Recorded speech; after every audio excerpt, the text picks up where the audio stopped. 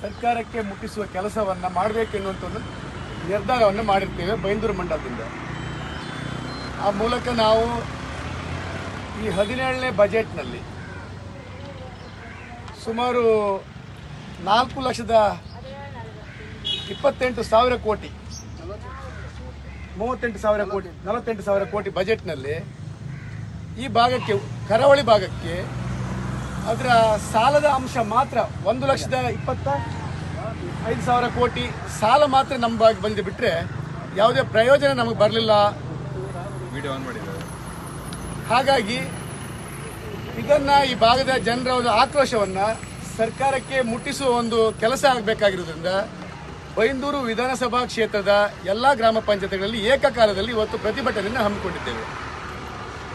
ಗ್ರಾಮೀಣ ಜನರ ಅಗತ್ಯ ಬೇಡಿಕೆಗಳು ಈ ಸರ್ಕಾರ ಬಂದಾಗಿನಿಂದ ಇವತ್ತಿನವರೆಗೆ ಈ ಭಾಗದ ಜನರಿಗೆ ಒಂದೇ ಒಂದು ವಸತಿ ಯೋಜನೆಯಲ್ಲಿ ಮನೆ ಕೊಡಲಿಲ್ಲ. ಅದು ಬಸವ ವಸತಿ ಆಗಿರ್ಬೋದು, ಅಂಬೇಡ್ಕರ್ ವಸತಿ ಯೋಜನೆ ಆಗಿರ್ಬೋದು, ಮತ್ಸ್ಯಾಶ್ರಯ ಮೀನುಗಾರರ ವಸತಿ ಯೋಜನೆ ಆಗಿರ್ಬೋದು. ಯಾವುದೇ ಯೋಜನೆಯಲ್ಲಿ ಒಂದೇ ಒಂದು 3 ವರ್ಷದಲ್ಲಿ ಒಂದೇ ಒಂದು ಮನೆ ಕೊಡದಿರುವಂಥ ಸರ್ಕಾರ ಇದ್ರೆ ಅದು ಈ ಕಾಂಗ್ರೆಸ್ ಸರ್ಕಾರ.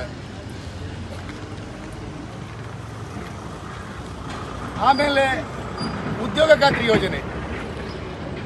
ಖಾತ್ರಿ ಯೋಜನೆಯಲ್ಲಿ ಗ್ರಾಮೀಣ ಭಾಗದ ಜನರಿಗೆ ಸಾಮೂಹಿಕ ಕೆಲಸ ಹಾಗೂ ಸ್ವಂತ ಕೆಲಸವನ್ನು ಮಾಡಿಕೊಳ್ಳಲಿಕ್ಕೆ ಕೇಂದ್ರ ಸರ್ಕಾರ ಅನುಕೂಲವನ್ನು ಮಾಡಿಕೊಟ್ಟಿತ್ತು. ಆದರೆ ಅದನ್ನು ಇಂಪ್ಲಿಮೆಂಟ್ ಮಾಡಬೇಕಾಗಿದ್ದು ಆಯಾ ರಾಜ್ಯ ಸರ್ಕಾರ. ಉದ್ಯೋಗ ಖಾತ್ರಿ ಯೋಜನೆಯಲ್ಲಿ 3 ವರ್ಷದಿಂದ ಒಂದೇ ₹1 ಇವತ್ತು ಆ ಪೇಮೆಂಟನ್ನು ಮಾಡದೇ ಇರುವಂಥದ್ದು, ಸಾಮಗ್ರಿಗಳ ಬಿಲ್ಲಿನ ಪೇಮೆಂಟನ್ನು ಮಾಡದಿರುವಂಥದ್ದು, ಅವರ ಆ ಜನರಿಗೆ ವಿಳಂಬವನ್ನು ಮಾಡಿಸುವಂಥದ್ದು. ನಾನು ಹೇಳಬೇಕಂದ್ರೆ ಇವತ್ತು ಅಧಿಕಾರಿಗಳ ಮುಖಾಂತರ, ಕೆಲಸಗಾರರ ಮುಖಾಂತರ ಸರ್ಕಾರ ಯೋಜನೆಯ ವಿಳಂಬವನ್ನು ಮಾಡಿಸೋ ಅರ್ಥ ಏನಂದರೆ ಭ್ರಷ್ಟಾಚಾರಕ್ಕೆ ಒಂದು ದಾರಿ ಹಾಕಿಕೊಡುವಂಥ ಅರ್ಥ. ಯೋಜನೆ ವಿಳಂಬವಾದ ತಕ್ಷಣ ಜನರಲ್ಲಿ ಮುಗಿಬಿಡ್ಲಿಕ್ಕೆ ಶುರು ಮಾಡ್ತಾರೆ, ಅಲ್ಲಿ ಭ್ರಷ್ಟಾಚಾರ ಪ್ರಾರಂಭವಾಗಲಿಕ್ಕೆ ಸಾಧ್ಯ ಆಗ್ತದೆ. ಈ ರೀತಿ ಸರ್ಕಾರ ಒಂದು ಭ್ರಷ್ಟಾಚಾರಕ್ಕೆ ಉದ್ಯೋಗ ಖಾತ್ರಿಯಲ್ಲೂ ಕೂಡ ಒಂದು ಯೋಜನೆಯನ್ನು ಹಾಕಿಕೊಳ್ಳುತ್ತೆ ಅಂತ ಹೇಳಲಿಕ್ಕೆ ಇಚ್ಛೆಪಡ್ತೇನೆ ನಾನು. ಸುಮಾರು ಬೇಸಿಗೆ ಕಾಲದಲ್ಲಿ ಗ್ರಾಮೀಣ ಭಾಗಗಳಿಗೆ ಕುಡಿಯುವ ನೀರಿನ ಸಮಸ್ಯೆ ಸಾಮಾನ್ಯವಾಗಿದೆ. ಆದರೆ ಈ ಸರ್ಕಾರ ಬಂದಾಗಿನಿಂದ ಜಿಲ್ಲಾಡಳಿತದ ಮುಖಾಂತರ ಟ್ಯಾಂಕರ್ನಿಂದ ನೀರು ಸಪ್ಲೈ ಮಾಡುವ ಕೆಲಸವನ್ನು ಸಂಪೂರ್ಣ ಸ್ಥಗಿತ ಮಾಡಿಬಿಟ್ಟಿದೆ. ಆಯಾಯ ಗ್ರಾಮ ಪಂಚಾಯತ್ನಲ್ಲಿ ಸಾಧ್ಯ ಇದ್ದವರು ನಿಮ್ಮ ಸ್ವಂತ ಸಂಪನ್ಮೂಲದಿಂದ ಈ ಯೋಜನೆಯನ್ನು ಮಾಡಿಕೊಳ್ಬೇಕು. ಯಾರಿಗೆ ಸಾಧ್ಯ ಆಗುವುದಿಲ್ಲ ಅಂಥ ಜನರಿಗೆ ಇವತ್ತು ತುಂಬ ಸಂಕಷ್ಟ ಆಗಿದೆ. ಸರ್ಕಾರ ಎಚ್ಚೆತ್ತುಕೊಂಡು ಈ ಬೇಸಿಗೆ ಕಾಲದಲ್ಲಿ ಗ್ರಾಮೀಣ ಭಾಗದ ಜನರಿಗೆ ಟ್ಯಾಂಕರ್ಗಳ ಮೂಲಕ ಅಥವಾ ನಿಮ್ಮ ಬೇರೆ ಯಾವುದೇ ಯೋಜನೆಯ ಮುಖಾಂತರ ಕುಡಿಯುವ ನೀರಿನ ವ್ಯವಸ್ಥೆಯನ್ನು ಮಾಡಿಕೊಳ್ಬೇಕು ಅಂತ ಒತ್ತಾಯವನ್ನು ಮಾಡ್ತಾ ಇದ್ದೇನೆ. ಇವತ್ತು ಬಹಳ ಹಿಂದಿನಿಂದ 53 ಮತ್ತು 18ನೇ ಇಸ್ವಿಯಲ್ಲಿ 2018ರಲ್ಲಿ 57ನಲ್ಲಿ ಅರ್ಜಿಯನ್ನು ತೆಗೆದುಕೊಂಡಿದೆ.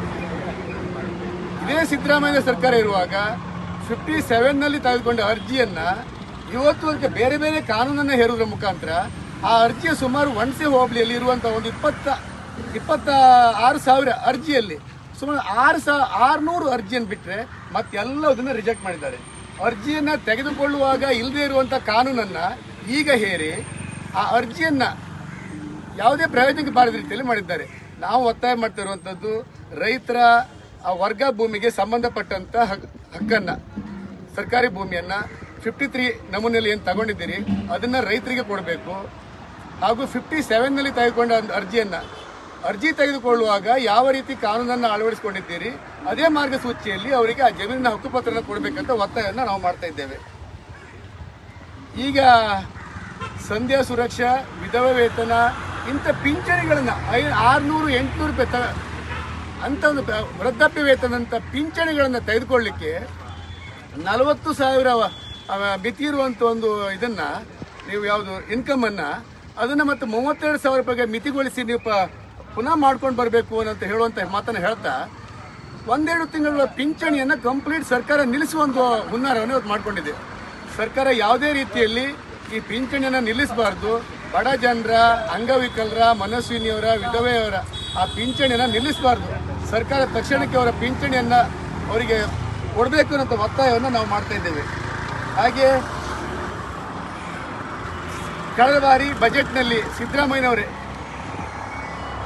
3 ಲಕ್ಷ ಕೃಷಿ ಸಾಲವನ್ನು 5 ಲಕ್ಷಕ್ಕೆ ಏರಿಸಿ ಅದಕ್ಕೆ ಬೇಕಂತ ಹಣವನ್ನು ಸೊಸೈಟಿಗಳಿಗೆ ಬಿಡುಗಡೆ ಮಾಡಲಿಲ್ಲ. ಹಾಗಾಗಿ ಯಾವುದೇ ಪ್ರಯೋಜನ ಆಗಲಿಲ್ಲ. ಬಜೆಟ್ನಲ್ಲಿ ಬರೀ ಘೋಷಣೆ ಮಾತ್ರ ಮಾಡಿದ್ದಾರೆ ಬಿಟ್ಟರೆ ಯಾವುದೇ ಪ್ರಯೋಜನ ಆಗಲಿಲ್ಲ. ಭೂ ಅಭಿವೃದ್ಧಿ ಬ್ಯಾಂಕ್ಗಳಲ್ಲಿ ಕೂಡ 10 ಲಕ್ಷ ರೂಪಾಯಿ ಇರುವಂಥ ಒಂದು ಭೂ ಅಭಿವೃದ್ಧಿ ಸಾಲವನ್ನು 15 ಲಕ್ಷಕ್ಕೆ ಬರೀ ಬಜೆಟ್ನಲ್ಲಿ ಏರಿಸಿದ್ದು ಹೊರತು ಆ ಬ್ಯಾಂಕ್ಗಳಿಗೆ ಹಣವನ್ನು ಪಾವತಿ ಮಾಡಲಿಲ್ಲ. ಆದ್ದರಿಂದ ರೈತರಿಗೆ ಅದರಿಂದ ಯಾವುದೇ ಒಂದು ಪ್ರಯೋಜನ ಬರಲಿಲ್ಲ. ಈ ಹಣವನ್ನು ಬಿಡುಗಡೆ ಮಾಡಬೇಕು. ತಾವು ಘೋಷಿಸಿದಂತೆ ಈ ಹಣವನ್ನು ಬ್ಯಾಂಕ್ಗಳಿಗೆ ಬಿಡುಗಡೆ ಮಾಡಿ ರೈತರಿಗೆ ಪ್ರಯೋಜನ ಆಗೋ ರೀತಿಯಲ್ಲಿ ಮಾಡಬೇಕು ನಾನು ಮಾತನ್ನು ಹೇಳ್ತಿದ್ದೇನೆ. ವಾರಾಯಿ, ಬಲದಂಡೆ, ಎಡದಂಡೆ, ಏತ ನೀರಾವರಿ ಇದು ಸುಮಾರು ಭಾಳ ಹಿಂದಿನಿಂದ ಬಂದಂಥ ಒಂದು ದೊಡ್ಡ ಮೂಲ ಯೋಜನೆ. ಇವತ್ತು ಮೂಲ ಯೋಜನೆ ಆದಂಥ ಸಿದ್ದಾಪುರದ ಬಲದಂಡೆ ಮತ್ತು ಎಡದಂಡೆ ಯೋಜನೆ ಕಾಮಗಾರಿ ಬಹುತೇಕ ಪೂರ್ಣಗೊಂಡಿದೆ.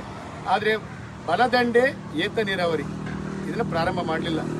ಈ ಮೊನ್ನೆ 2022ರಲ್ಲಿ DPR ಆದಂಥ ಸಿದ್ದಾಪುರ ಏತ ನೀರಾವರಿಗೆ ಇವತ್ತು ಬೇರೆ ಬೇರೆ ಇವರು DPR ಅನ್ನ ಬದಲಾಯಿಸುವ ಮುಖಾಂತರ ಇವರ ಸ್ವಹಿತಾಸಕ್ತಿಗೆ DPR ನ ಬದಲಾಯಿಸುವ ಮುಖಾಂತರ ಆ ಯೋಜನೆಯನ್ನು ಕೂಡ ಸ್ಥಗಿತಗೊಳಿಸುವ ಕೆಲಸವನ್ನು ಈ ಸರ್ಕಾರ ಮಾಡಿದೆ. ದಯವಿಟ್ಟು ಸರ್ಕಾರ ಇದನ್ನ ಪರಿಶೀಲನೆ ಮಾಡುವುದಾಗಿ ಹೇಳಿದೆ. 15 ದಿನದಲ್ಲಿ ರಿಪೋರ್ಟ್ ಅನ್ನು ಕೊಡ್ತೇವೆ ಅಂತ ಮಾತನ್ನು ಹೇಳಿದ್ದಾರೆ. ಯಾವುದೇ ರಿಪೋರ್ಟ್ ಅನ್ನು ಕೊಡಲಿಲ್ಲ. ಸರ್ಕಾರ ತಕ್ಷಣಕ್ಕೆ ಸ್ಪಂದಿಸಿ ಆ ಭಾಗದ ರೈತರಿಗೆ ಅನುಕೂಲ ಮಾಡಿ ಕೊಡಬೇಕು ಮತ್ತು ವಾರಾಯಿ ನೀರಿನ ಬಲದಂಡೆ ಯೋಜನೆಯನ್ನು ಕೂಡ ಸ್ಥಾಪನೆ ಮಾಡಬೇಕು.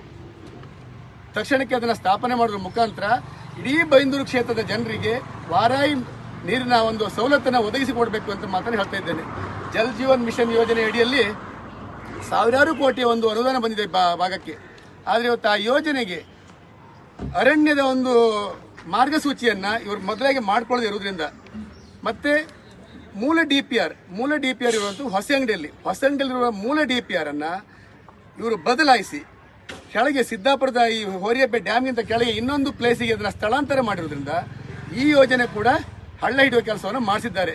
ಖಂಡಿತ ಇವೆಲ್ಲ ಯೋಜನೆಗಳನ್ನು ಸರಿಯಾದ ರೀತಿಯಲ್ಲಿ ಮಾಡ್ಕೊಂಡು ಹೋಗದೇ ಇದ್ದರೆ ಮುಂದಿನ ದಿನದಲ್ಲಿ ದೊಡ್ಡ ಒಂದು ಪ್ರತಿಭಟನೆ ಮಾಡುವಂಥ ಕೆಲಸವನ್ನು ಮಾಡಬೇಕಾಗ್ತದೆ.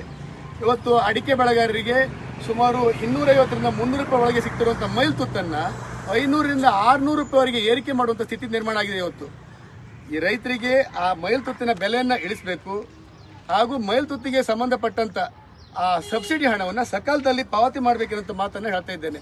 ಕರಾವಳಿ ಭಾಗದಲ್ಲಿ ಚಿರತೆ, ಮಂಗಗಳ, ಕಾಡು ಪ್ರಾಣಿಗಳ ಹಾವಳಿ ಇರುವಂಥದ್ದು ಸರ್ಕಾರದ ಗಮನಕ್ಕೂ ಕೂಡ ಸಾಕಷ್ಟು ಬಾರಿ ಬಂದಿದೆ. ಆದರೆ ಈ ಕರಾವಳಿ ಭಾಗದ ಈ ಕಾಡು ಪ್ರಾಣಿಗಳ ಹಾವಳಿಯಿಂದ ಈ ಭಾಗದ ರೈತರು ಬೇಸಾಯವನ್ನು ಮಾಡಲಿಕ್ಕೆ ಸಾಧ್ಯ ಆಗದ ಸ್ಥಿತಿ ನಿರ್ಮಾಣ ಆಗಿದೆ. ಇಂಥ ಸಂದರ್ಭದಲ್ಲಿ ಸರ್ಕಾರ ಇದಕ್ಕೆ ಯಾವುದೇ ಒಂದು ಯೋಜನೆಯನ್ನು ಬಜೆಟ್ನಲ್ಲಿ ಘೋಷಣೆ ಮಾಡದೇ ಇರುವುದರಿಂದ ಸರ್ಕಾರದ ವಿರುದ್ಧ ಸರ್ಕಾರ ಇದನ್ನು ತಕ್ಷಣಕ್ಕೆ ಕೈಗೆತ್ತಿಕೊಳ್ಬೇಕಂತ ಹೇಳ್ತಾ ಇದ್ದೇನೆ. ಇವತ್ತು ಫ್ರೀ ಬಸ್ ತಿರ್ತಾ ಇದೆ. ಫ್ರೀ ಬಸ್ಸಿನ ಒಂದು ಯೋಜನೆಯಲ್ಲಿ ಗ್ರಾಮೀಣ ಭಾಗಗಳಿಗೆ ಬೇಕಾದಂಥ ಬಸ್ಗಳನ್ನು ನೀಡ್ತಾ ಇಲ್ಲ. ಬಸ್ಗಳು ಇವರು ಫ್ರೀ ಬಸ್ ಆಗಿರೋದ್ರಿಂದ ಅದಕ್ಕೆ ಇವರಿಗೆ ಸಾಕಷ್ಟು ಬರ್ಡನ್ ಆಗಿರೋದ್ರಿಂದ ಇವತ್ತು ಗ್ರಾಮೀಣ ಭಾಗದ ವಿದ್ಯಾರ್ಥಿಗಳಿಗೆ ಶಾಲೆಗೆ ಬರಲಿಕ್ಕೆ ಬಸ್ಸಿನ ಒಂದು ಸೌಕರ್ಯವನ್ನು ಕೊಡ್ತಾ ಇಲ್ಲ. ನಾವು ಕೇಳಿದಂಥ ಅನೇಕ ಮನವಿಗಳಿದೆ ಸರ್ಕಾರಕ್ಕೆ. ಗ್ರಾಮೀಣ ಭಾಗಗಳಿಗೆ ತಕ್ಷಣಕ್ಕೆ ಬೇರೆ ಬೇರೆ ಭಾಗಗಳಿಗೆ ನೀವು ಅಲ್ಲಿಂದ ನಿಮ್ಮ ಸರ್ವೆ ಮಾಡಿಸಿ ಆ ಬಸ್ಸನ್ನು ಕೊಡುವ ಕೆಲಸವನ್ನು ಮಾಡಬೇಕಂತ ನಿಮಗೆ ಒತ್ತಾಯನ ಮಾಡ್ತಾ ಇದ್ದೇವೆ.